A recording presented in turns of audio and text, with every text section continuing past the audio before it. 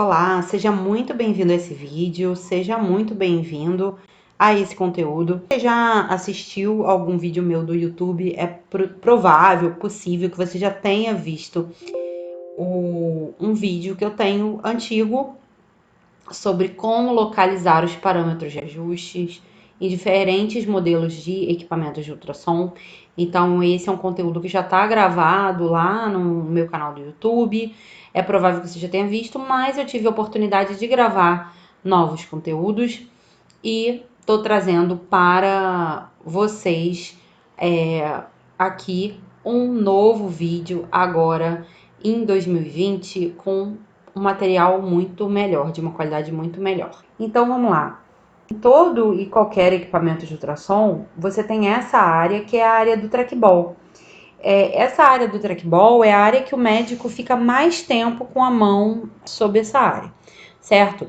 Então aqui em volta, normalmente, os engenheiros, as empresas já colocam diversas funções das mais utilizadas aqui nessa região, tudo bem? Então, essa região o médico passa a maior parte do exame com a mão nessa área. Então, aqui vão estar medidas, vão estar a opção de selecionar, de fixar uma medida, vão estar comentários, vão estar um botão de clear, para você limpar alguma medida, alguma coisa que você queira tirar da imagem, enfim. Então, você tem aqui essa área, né, que é a área do trackball, e em volta dela diversas funções que são as comumente mais usadas nos aparelhos. Então, o que a gente tem aqui na área do trackball? Primeiro, a gente vai ter um botão de selecionar, tá em todo o aparelho, então você vai ter contato com um aparelho novo, procure logo o botão de set, fixar. Então, geralmente tem esse botão para fixar uma medida, alguma função, então isso daí é essencial. Você tem um botão, nesse caso aqui, nesse modelo de aparelho, é a função escanária, mas é um botão que vai te permitir redimensionar, tá, por exemplo, o tamanho da caixa de cor, quando você está no Doppler. Então, isso também está sempre ao alcance do médico. Você vai ter um botão de cursor, para quê? Para você entrar com cursor antes de você entrar para o modo M, por exemplo, antes de você entrar no Doppler. Então, essas funções também estão sempre aqui no trackball, logo nesse aparelho aqui acima da função escanária. Você vai ter botões que podem ser relativos ao acesso de algum submenu ou ajustar alguma medida também em volta. Você tem o botão de medida, você tem aqui em volta o botão de comentário, o botão de body mark, para você botar aqueles marcadores corporais. Você, aqui são os comentários, como nesse aparelho. Você tem um botão clear, que você vai limpar anotações, medidas. Agora, a gente vai para uma segunda área, digamos assim. A gente vai falar sobre os modos de imagem e o ganho. Então, os aparelhos, eles têm duas formas principais de funcionar. Se ele é um aparelho fixo, tá? Então, como esse, é um aparelho que tem um painel, é um aparelho fixo. Então, as funções estão dispostas da seguinte forma. Você tem os modos de imagem, certo? Modo B, modo Color Doppler, separadamente no painel.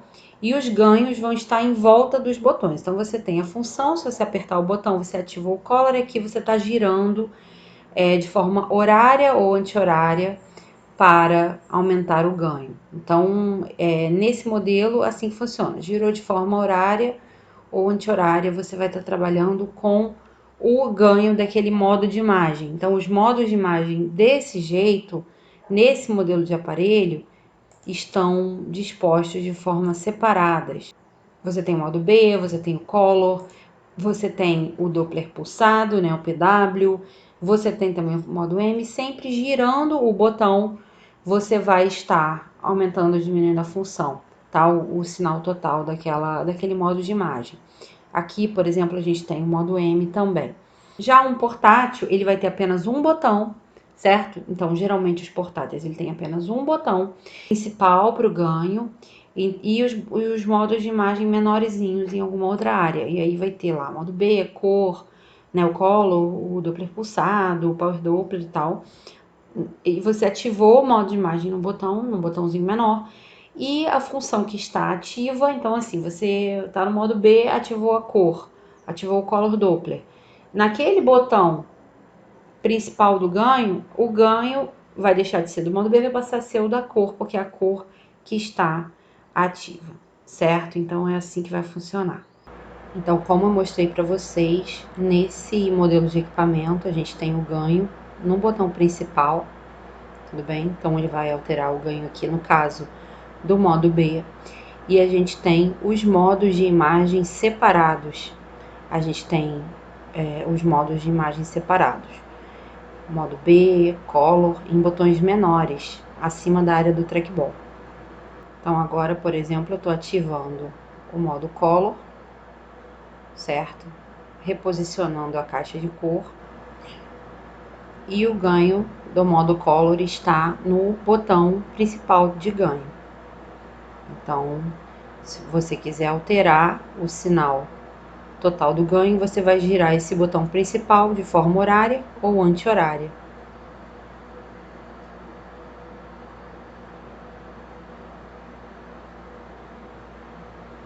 Como a gente está fazendo aqui agora, diminuindo o ganho. Por falar em ganho, agora a gente vai conversar sobre o TGC. Então, o que é o TGC? É o controle de ganho por faixa, certo? A tradução de TGC significa Time Gain Compensation. Então, é a faixa de compensação de ganho por tempo. Então, você pode ter o TGC físico, como esse aqui, que são botões, são controles manuais, ou pode ter ele de forma digital também. Então, você sempre vai ter o TGC, a gente vai conversar também numa aula específica sobre ganho, bem aprofundadamente, mas eu te recomendo iniciar o preset com o TGC alinhado, principalmente num equipamento novo. Se você vier trabalhar num aparelho novo, inicie com o TGC alinhado no centro, e aí você vai fazer o controle do TGC manualmente, tudo bem? Aumentando ou diminuindo o ganho em áreas específicas da imagem. Você pode ainda ter o TGC digital, como nesse modelo de equipamento, ter o TGC de forma digital, certo? Não vão estar os botões físicos no teclado, então você vai encontrar ele na tela de toque, tá? Numa função dentro do software. Então, você vai fazer o controle de TGC por dentro do software, tá? Então, existem essas duas formas, em aparelhos diferentes. Então, se você não encontrar o TGC físico, você vai lá procurar a sigla TGC, CTG, dentro do software que você estiver usando, sabe? Dentro da tela de toque, principalmente. E além disso, o que mais a gente tem? A gente tem no painel também, geralmente, funções do autoajuste. Nesse aparelho se chama AO, então você apertou, você vai ter um autoajuste para o modo B e para o Doppler pulsado também. Essas funções também estão presentes nos painéis dos aparelhos. Você vai ter normalmente um botão para ativar a harmônica, tá? Em alguns aparelhos não existe um botão à parte da harmônica, a harmônica está lá dentro da frequência, então você vai ter o botão da harmônica também, nesse caso aqui é CHI. A gente tem um botão de frisar, a gente tem botões para dividir a tela, tá? Então isso você também precisa localizar. Quando você for trabalhar num aparelho diferente, se você tem o hábito de dividir a tela, já procure logo aonde que divide a tela, tudo bem? Então é importante até para quando você for ter contato com um aparelho diferente. E você tem os botões de salvar, tá? Então aqui é P1, P2, mas existem outros nomes também. Ali acima a gente sempre vai ter um botão da profundidade, tá? Para cima e para baixo, girando, apertando. Então, se você for trabalhar com um aparelho diferente, normalmente esse botão da profundidade do zoom estão condensados no mesmo botão, tá bom? Então, a gente vai ter aulas detalhadas sobre tudo isso nos cursos, a gente tem aulas aprofundadas sobre cada parâmetro, mas essa é uma aula abrangente para você já se localizar. Bem, em alguma parte do seu equipamento vai ter o teclado, certo? Então a gente vai ter o teclado da máquina, que você vai poder digitar algum texto, escrever alguma identificação de estrutura na imagem, certo? Você tem que selecionar lá comentário, ABC, então você vai selecionar a função comentário, certo? É a função anotação, alguns aparelhos chamam também de anotação, e aí você vai digitar no teclado. A gente tem também aqui acima algumas outras funções, né? A gente tem a função help, então se você precisar consultar o manual ou pesquisar alguma coisa, você geralmente tem o manual nas máquinas, tá? Então isso é algo que muitos médicos não sabem, mas existe. Muitas vezes o manual está dentro da máquina. A gente tem a função aqui seta, tá? Então, arrows, uma seta. A gente também tem aqui acima do teclado. A gente tem a função eject. O que significa a função eject? Quando você estiver gravando algum dado em alguma mídia, por exemplo, um HD externo, um pendrive, você precisa ejetar a mídia, igual no computador, para evitar o risco de danos nessa mídia, certo? Então, para isso vai servir a função eject. E a gente tem algumas outras funções que ficam aqui no teclado, aí vai depender do seu modelo de equipamento, tudo bem? Logo acima a gente tem a pasta de cadastro de paciente, né, patient, então onde você cadastra o paciente, também todo o aparelho de ultrassom você vai fazer um cadastro do seu paciente. Acabou o exame, você tem que finalizar o paciente, então tem uma pasta, tem um botão end, finalizar exame, end exame, então é importante você também sempre ter essa prática. Iniciou o exame, cadastrou o paciente, finalizou o exame, end exame, tá? Aqui a gente tem também um botão acima também de probe preset, um botão que você seleciona o seu transdutor, tudo bem? Então, esse botão de probe, você vai poder selecionar o transdutor, selecionar o seu preset dentro dessa função, dentro desse botão. E aqui acima, o que a gente tem? A tela de touchscreen, tá? A tela de touchscreen é onde vão ficar as principais funções de ajuste de imagem, onde vão estar funções. Aqui nesse caso, como a imagem estava congelada, a gente tem o Cine Loop, né? Então a gente tem funções de você rever a imagem que você adquiriu, mas aqui vão estar funções como frequência, como a velocidade do Doppler, né? A escala ou velocidade do Doppler, vão estar funções nesse aparelho, por exemplo, foco.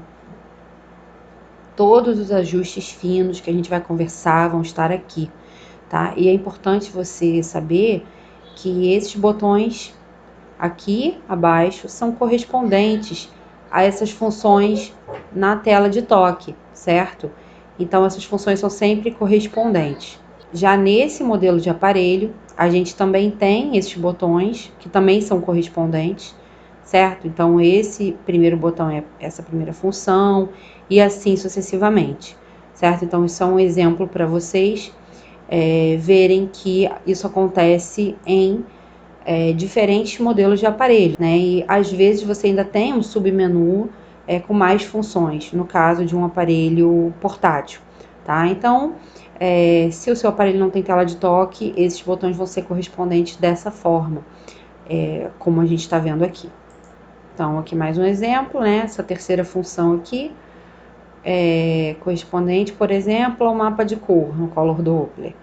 Tá? Então, assim sucessivamente, a gente vai ter sempre essas funções correspondentes, como eu expliquei para vocês.